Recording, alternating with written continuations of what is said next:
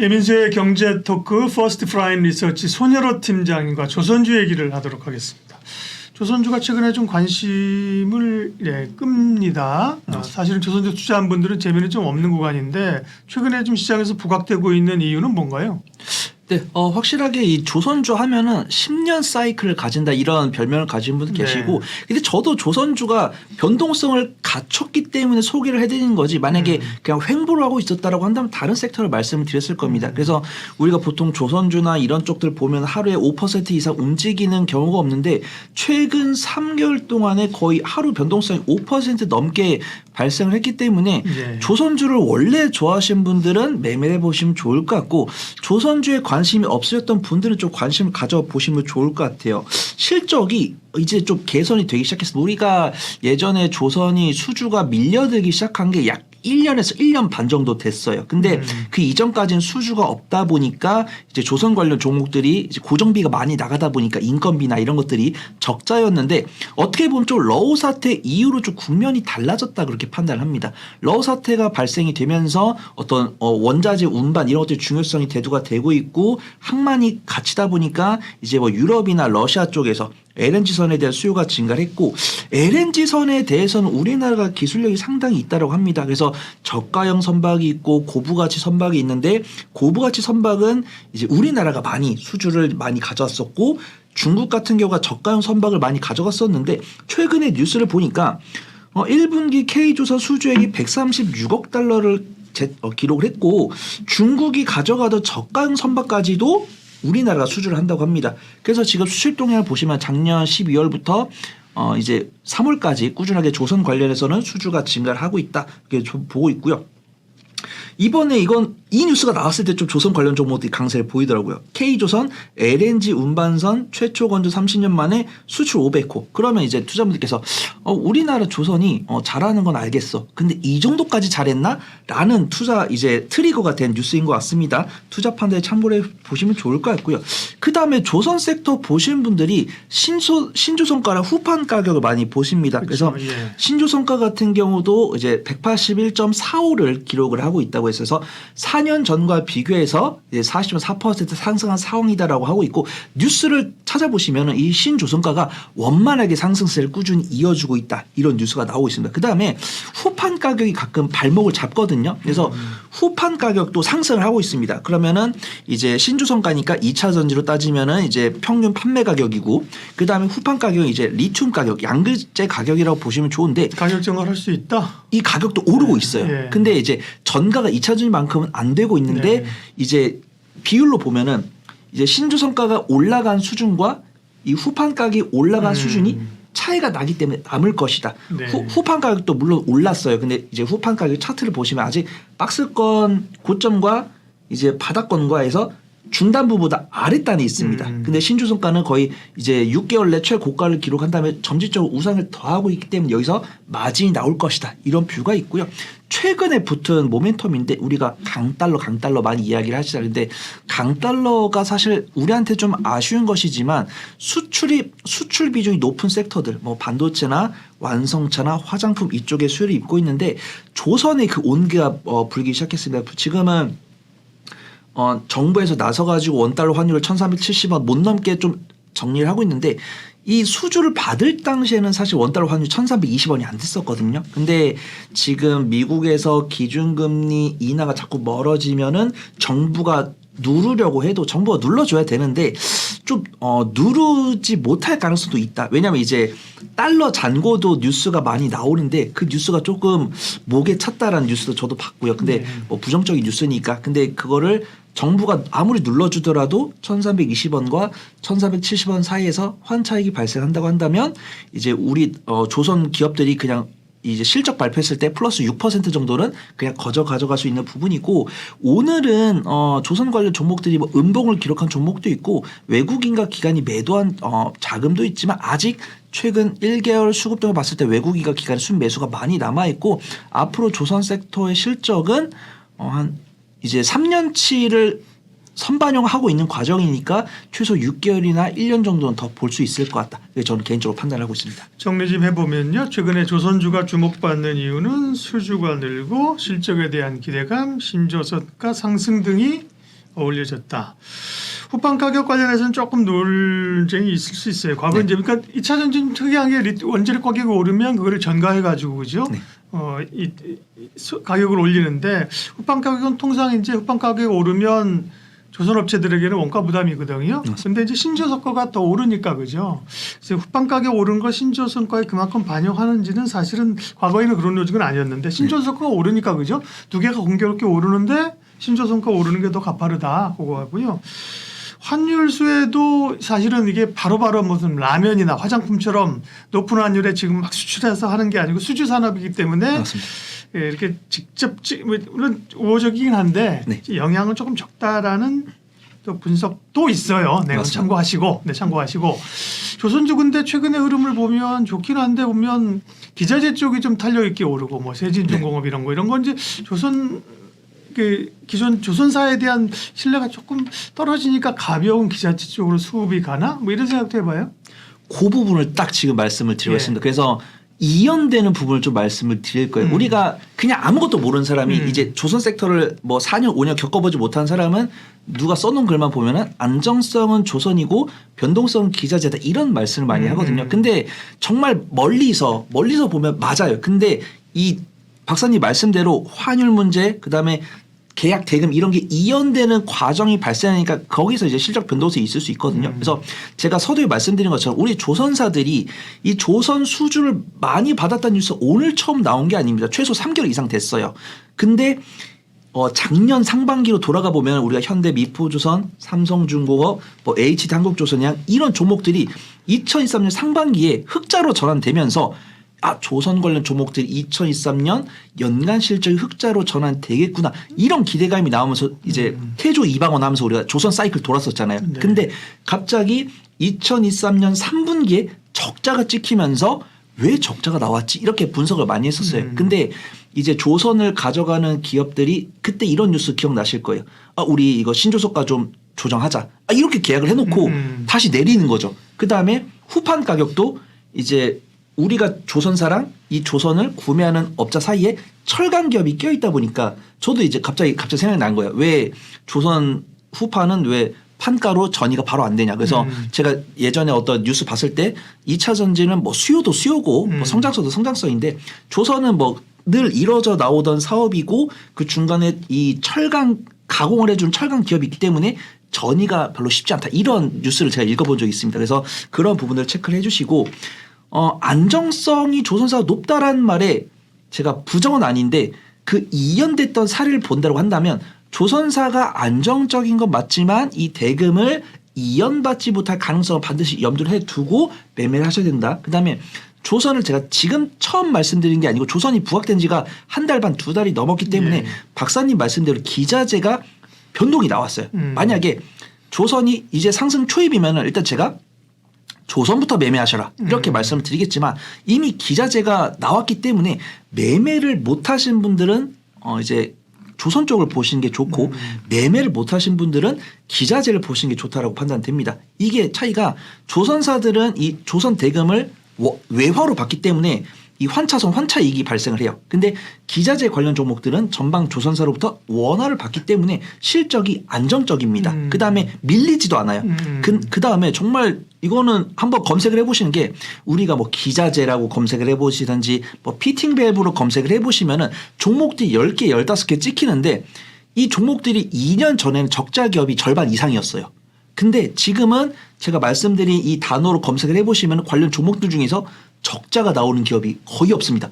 다 흑자로 전환이 됐고 2023년에 호실적 발표했고 2024년에 추가 실적 향상이 나올 거다 이런 리포트들이 많이 나오고 있어요. 그래서 매매를 못하신 분들은 조선사, 매매를 잘하신 분들은 기자재 쪽으로 보시는 게 좋을 것 같다. 이 말씀을 드리도록 하겠습니다. 조선주 얘기하고 있습니다. 주요 기업들 최근의 흐름 좀 체크할게요. 이게 조금 특이한 상황이 지금 이제 조선주보다 기자재가 강했다고 말씀을 드렸고 조선주 안에서도 전통적으로 조선주가 움직이면 보는 게 한조회, 맞습니다. 한국조선해양, 그다음에 현대중공업, 현대미포 주로 이 현대 계열에 이게 더 많이 갔잖아요. 네, 시총도 크고 근데 최근에는 뭐 조선해양이나 이런 쪽이 약하고 하나오션, 네. 삼성중공업 그죠? 이런 쪽이 더 강했어요. 그거 좀 체크해 주세요.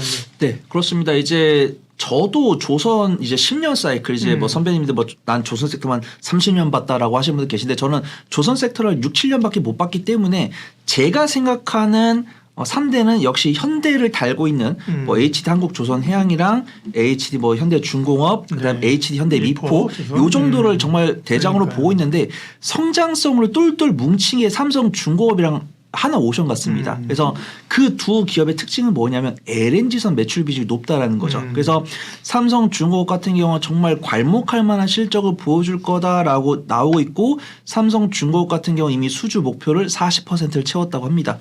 그 다음에 하나오션도 역시 LNG선을 주축으로 하고 있는데 수주를 80% 채웠다고 해요. 그 다음에 이제 기억하시는 분도 기억하시겠지만 작년에 1조 가량의 유상증자를 진행을 했는데 청약률이 110%가 넘어갔습니다. 그래서 정말 유증은 악재다라고 판단하는 게 맞지만 청약률이 높다라고 한다면 이 주주들이 이 기업에 대해서 기대하는 바가 크구나 그렇게 보시면 좋을 것 같고요.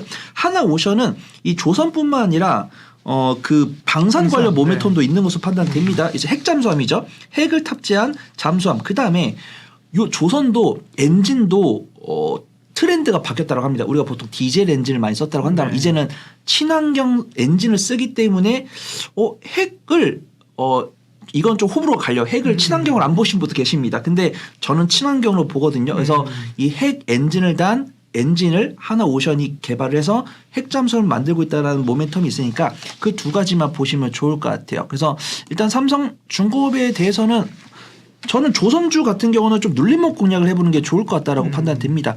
삼성중공업 같은 경우 저번 주 목요일에 외국인이 거의 10조 가량을 순매수를 했어요. 좀 깜짝 놀랐습니다. 그러면서 오늘 이제 외국인과 기관의 단기적인 차익실로 나왔는데 늘 그래요. 저도 전문가 활동을 하면서 대외 변수 악화는 제가 어떻게 할 수 없는 부분이기 때문에 없다라는 가정을 하고 말씀을 드리는 겁니다.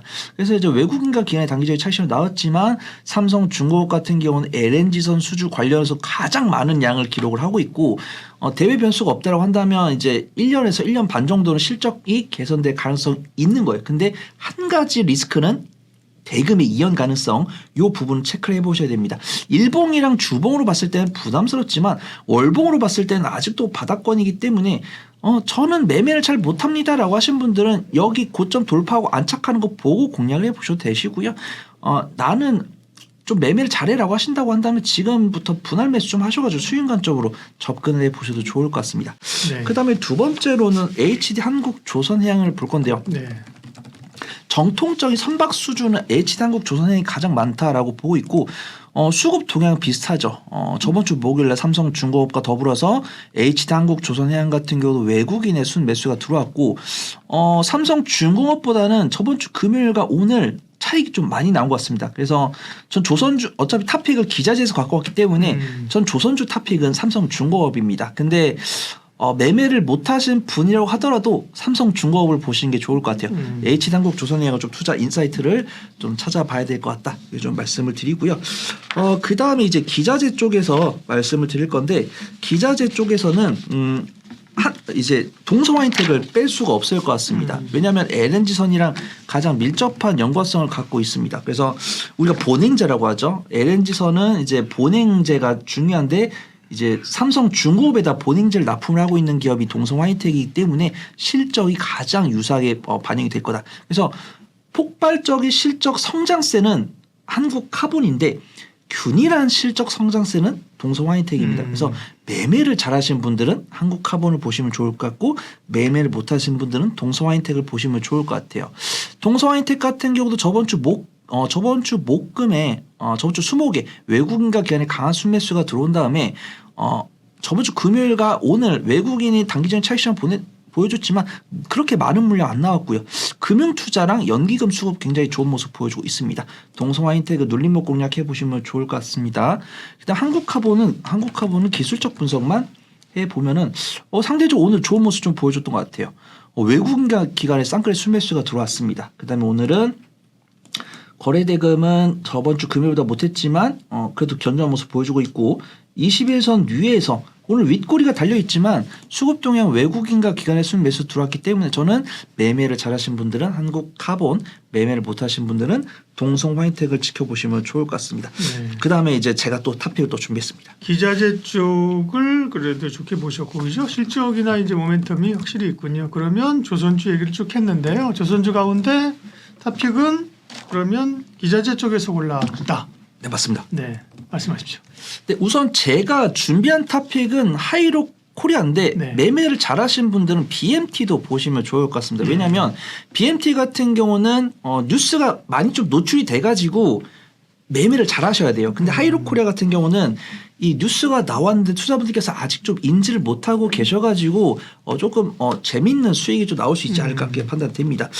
BMT랑 하이로 코리아 좀 동시에 좀 말씀을 드릴게요. 업이 비슷합니다.